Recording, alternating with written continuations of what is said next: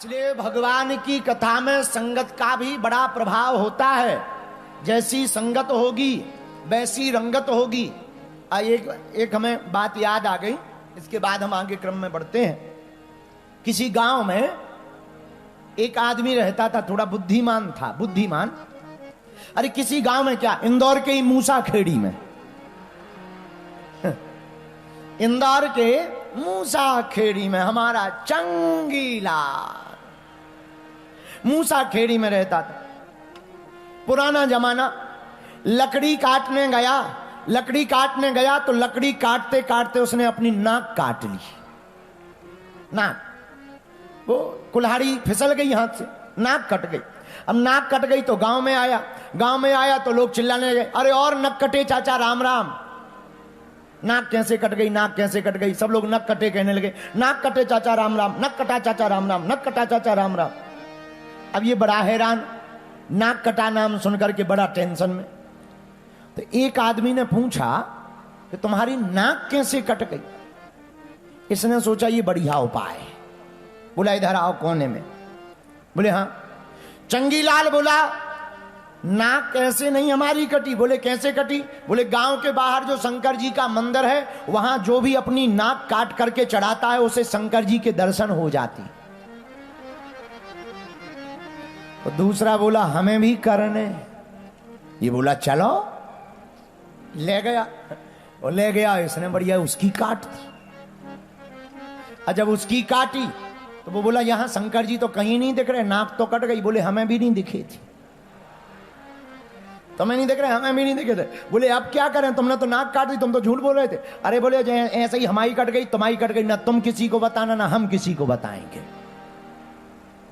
अब उससे कहा कि सुनो, तुम पे कोई तीसरा पूछे तो तुम भी यही बता देना। वो था बुद्धिमान, उसने सोचा कम से कम गांव में 10-20 तो हो। अच्छा एक और है, आदमी की आदत बहुत खतरनाक है। सम्मान अकेले पाना चाहता है, गालियां सामूहिक खाना चाहता है। सम्मान अकेले, गालियां सामूहिक। अब 2 लोगों की नाक कट गई तो दूसरा आदमी गांव में घूमने लगा तो उस पर पूछने लगे लोग, अरे भाई तुम्हारी कैसे नाक कट गई। अब बोले अब क्या बताएं। बोले नहीं बताओ। तो वो तीसरे से बोला गांव के बाहर जो शंकर जी का मंदिर, वहां नाक काट करके चढ़ाओ, शंकर जी मिलते हैं। उसने सोचा हमें भी दर्शन करना है। ये बोला चलो। तीसरे की कटी, चौथे की कटी। एक दिन ऐसा आया गांव में एक भी नहीं बचा, सबकी नाक कट गई। और जब सबकी कट गई तो कोई किसी को ना बोले नक कटा।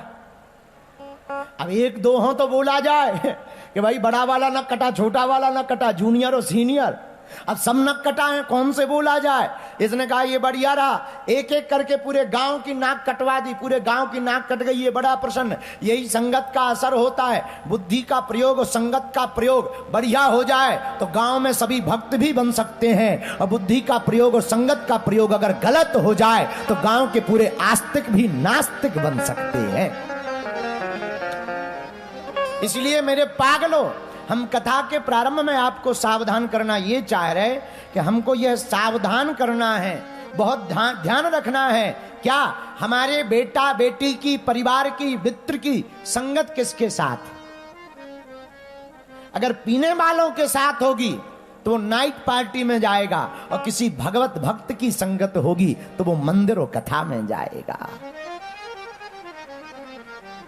इसलिए जितने भी माता पिता बैठे, हम प्रार्थना करेंगे, कथा तो सुन ही रहे, पर कथा से कुछ शिक्षा भी घर लेकर जाना। आप अपनी बेटा और बेटी की संगत पर जरूर ध्यान रखना। ये किसकी संगति में रहता है, पार्टी वालों की रहता है या हनुमान जी की पार्टी में रहता है। अगर आपका बेटा और बेटी भगवत भक्त की संगति करेगा, संतों की संगति करेगा, तो तय है वो देवालय जाएगा, भगवान की शरण में जाएगा। बोलो सीताराम। जोर से बोलो, और जोर से बोलो। तो बोले सदा सेव्या श्रीमद् भागवती कथा। भगवान की कथा सदा सुनने योग्य है, कभी पुरानी नहीं होती। अच्छा, कथा का मतलब ही जो नवीन है।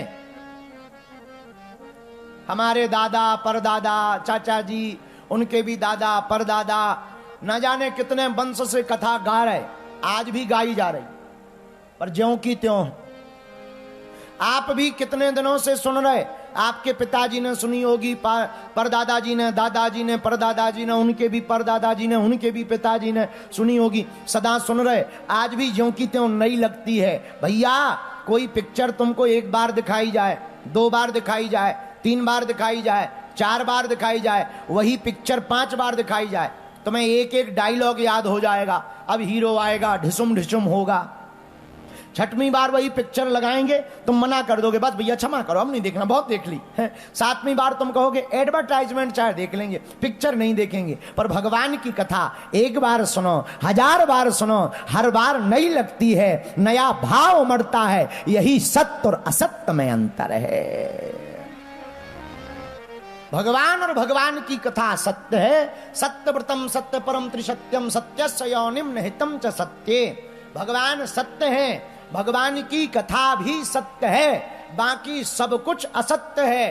रामचरितमानस में भगवान शंकर भी कहते हैं, उमा कामों में अनुभव अपना, उमा कामों में अनुभव अपना, सत्य हरि भजन जगत सब सपना, सत्य हरि भजन जगत सब सपना, सत्य हरि भजन जगत सब सपना, सत्य हरि भजन जगत सब सपना। श्री राम जय राम जय जय राम, श्री राम जय राम जय राम, बोलो श्री राम जय राम जय जय राम, श्री राम जय राम जय राम। तो सत्य क्या है?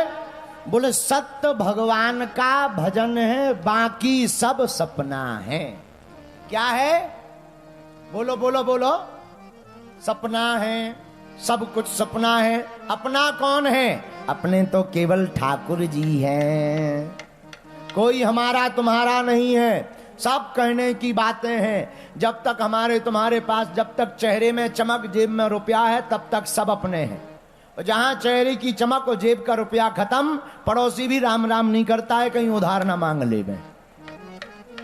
हाँ, कोई अपना नहीं। साधु जी सीताराम।